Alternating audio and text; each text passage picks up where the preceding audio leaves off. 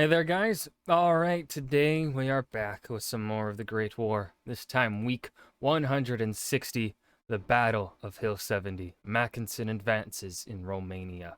Before we dive in, make sure you go and check out the links in the description box below. I would love if you joined the Discord and followed me over at Twitch.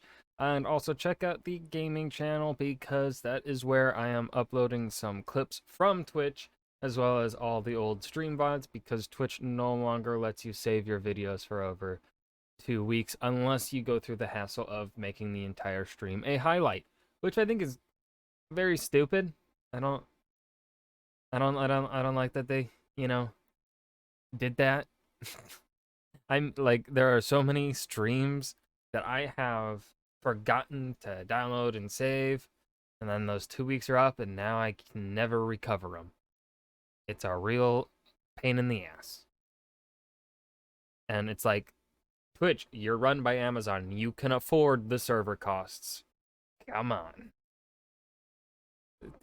Personally, I think Amazon is just trying to shoot Twitch in the foot so that they can, like, get rid of it.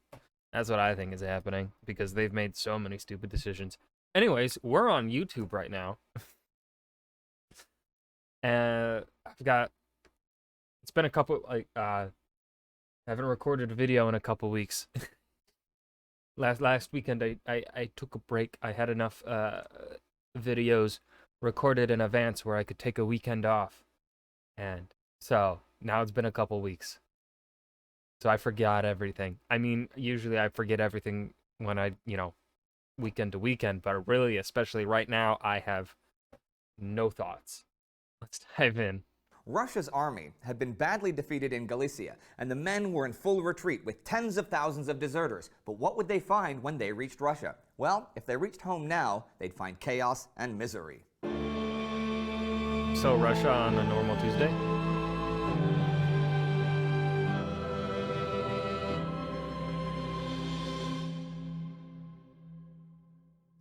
I'm Indy Nidell. Welcome to the Great War.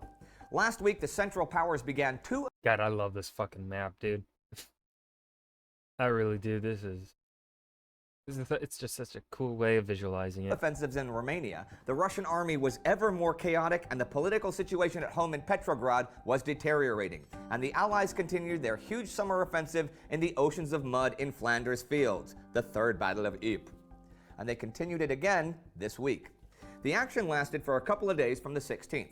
The French saw success on the northern flank of the sector, and the British attack adjacent to them gained ground near Langemarck.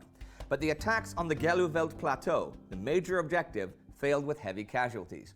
The Germans knew the strategic importance of the plateau, and most of their batteries were out of sight on its reverse slope. The heavy casualties, the unending German artillery, and the rains and swampy, muddy ground had seriously eroded British morale. British General Sir Hugh Gough, in charge of the offensive, said, "The state of the ground was by this time frightful. The labor of bringing up supplies and ammunition, of moving or firing the guns, which often sunk up to their axles, was a fearful strain on the officers and men. When it came time to the advance, across the waterlogged shell holes, movement was so slow and fatiguing that only the shortest advances could be contemplated. I informed the Commander-in-Chief that tactical success was not possible and advised that the attack should be abandoned. I had many talks with Haig during these days. He told me that the attack must be continued." And further south, some other action on the Western Front had begun a day earlier. On the 15th, the Battle of Hill 70 began. This was the Canadian Corps under Arthur Currie attacking the German Sixth Army near Lens in France. It was the first major action by the Canadian Corps under Canadian leadership of the war. Let's go, Canada. One purpose of this was to pull German troops away from Ypres to make things easier up there. Currie had been ordered to take the city, which the Germans had held since 1914. But he reasoned that taking the city while the Germans still held the hill above would put his men in worse position than they were in already. The attack had actually been planned to go off in late July, but bad weather had postponed it, though by this time, artillery had taken out 40% of the German batteries. When the attack finally went off, the Canadians captured many of their objectives right away, and as the week came to an end, they began to secure their hold on Hill 70, with its commanding view of the region. Some other Allied forces were also doing well this week in Romania, at the Battle of Oltuz. The Romanians were reinforced on the 11th, and that evening, the armored cars and mountain troops of the Romanian Second Corps pushed back the enemy. On the 12th, they scored a big victory at Sirasoaia Mountain, inflicting heavy casualties on the Austrians and taking hundreds of prisoners, though the following day, on the Oltuz River, they themselves lost 800 men for little ground. And the Battle of Marashesti continued elsewhere in the region. German Field Marshal August von Mackensen crossed the Sereth River the 11th, taking 7,000 prisoners, and through the week had the Russo-Romanian forces retreating in the Sereth River Valley, though they held their ground in the Saritsa River Valley.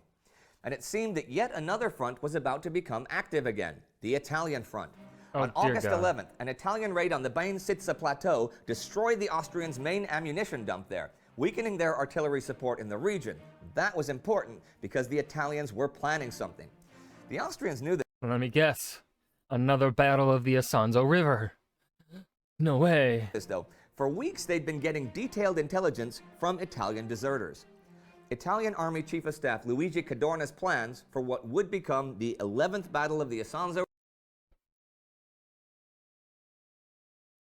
Fucking give it up, man. Fucking give it up. It's not working. Just stop. Please. I've been told there are 14 battles of the Isonzo. The river had split objectives. He had his artillery spread from Tolmin all the way to the Adriatic. The Second Army, under Luigi Capello, was to capture the Bain-Sitsa Plateau. His attack would for the first time feature Italian shock troops, the Arditi, the daring ones. Are there women in the... what? Some of these people look like women. They're just Italians. Or the faces also look a bit edited or something. It just looks... this picture just looks off to me. Ones. They were drawn from the most physically fit and aggressive of soldiers. It was they who would spearhead attacks, and their first action as units would be the upcoming battle. In addition to Capello's task, the Duke of Aosta was to try again to break through on the Carso Plateau. For all of this, Cadorna had put together over 5,000 big guns and 600 battalions of men. Opposing him were Austrian General Svetozar Boroyevich von Boyna with 2,000 guns and 250 battalions. They were very much outnumbered, yeah, but they were defending home territory that they knew well, and the magnificent Austro-Hungarian engineers had again done miracles repairing or building fortifications. But the Italians had something else up their sleeves. Lieutenant General Enrico Caviglia, in command of the Second Army's 24th Corps, had chosen for his attack a 5-kilometer stretch between Deschia and Logo, north of Plava, right? This part of the front had not seen action up until now, because any Italians attacking would have to cross the river under fire from an enemy above the river, and then climb steep slopes to make their own attack. Now, who would do that? Well, Boroyevich thought, nobody. So, being stretched really thin, he put his weakest unit in this sector, and was thus ripe for a real surprise. I say weakest, but that's not really true. It was actually his most damaged unit, and it had been a very effective one before its battles with the Serbs and the Russians. It was the Czech 21st Rifle Division under Karl Haas, and they had been placed there for a period of recovery. And far to the southeast, someone else was planning attacks. General Edmund Allenby, in charge of the British forces on the Palestine front, received directions from the British War Cabinet August 11th. He was ordered to take advantage of the recent Arab revolt capture of the port of Aqaba and attack the Ottomans. A good success achieved against them will tend to strengthen the morale and staying power of this country during a season when important successes in Europe may not be feasible. See, they were worried that the collapsing Russian army would suddenly liberate thousands and thousands of Ottoman soldiers from the Caucasus front to fight in Palestine or Mesopotamia. It made sense, but the War Cabinet was also relying on Lawrence of Arabia's assertions that he could raise the tribesmen in Syria next month to ruin the Ottoman rail network while Allenby's troops attacked from the south. The Ottomans would be trapped in Palestine. Theoretically, at least, it was a good plan, although the War Cabinet had not given Allenby enough troops to advance beyond Jerusalem should he even get that far and take that city. And speaking of the collapsing Russian army, things also seem to be collapsing in Russia at home. This week, the former Tsar Nicholas, now just Colonel Romanov, was sent with his family from Tsarskoye Selo to western Siberia. While the details of his removal and destination were not revealed to the public at large, They had bigger things to worry about. In Petrograd, desperate food shortages continued, and civil unrest was pretty much a daily thing. Donald Thompson, the war photographer, left Petrograd this week, heading for the United States. 5 months previously, he had seen the people of Petrograd march with a clearness of intent for the idealistic revolutionary concept of liberty, fraternity, equality, but now The idealistic revolutionary concept of liberty and equality. Why? It blows my mind. Like, that should not be. Like, this is just 100 years ago. And that's an idealistic revolutionary concept. Hell, the idea of liberty and equality today is still considered a revolutionary concept. It's. Why is humanity the way it is? This is stupid. now he could find no more words of hope. I see Russia going to hell as a country never went before. Since March, 568 businesses had closed down, laying off over 100,000 workers. While prices in general had gone up 250% since the beginning of the war, in Moscow, they were now 836% what they had been. Wages, on the other hand, have fallen by nearly half from their 1914 levels. In just this month, August 1917, there would be 440 cases of peasants and soldiers seizing the land from large estates. It was virtually impossible for the provisional Kerensky government to keep up with all the uprisings, let alone the anti-war activity of the Bolsheviks. And at the end of this week, With the bourgeoisie. a man named Joseph Stalin was elected to the Central Committee of the Bolsheviks. And one more note this week. On the 14th, China declared war on Germany and Austria-Hungary. So the week ends with ever more chaos in Russia, Allied success in France, but not so much in Belgium, success for both sides in Romania, and plans being made in Italy and the Middle East. Poor Russia. From heady optimism at home and success in the field just 6 weeks ago, they've now gone to an army in full flight on the Eastern Front and chaos and violence at home. The Kerensky government was more and more unpopular, and revolutionary activity grew on the left and the right. Nobody knew what the future held. I'm going to say something from a 2017 perspective now. Once you throw in Joseph Stalin, it's probably not going to go well. If you want to know why and how China joined this war, you can... And that was the Battle of Hill 70. Mackensen advances in Romania along with a bunch of other updates. The Great War, week 160. This was a thrilling week of things starting to take shape, plans in motion.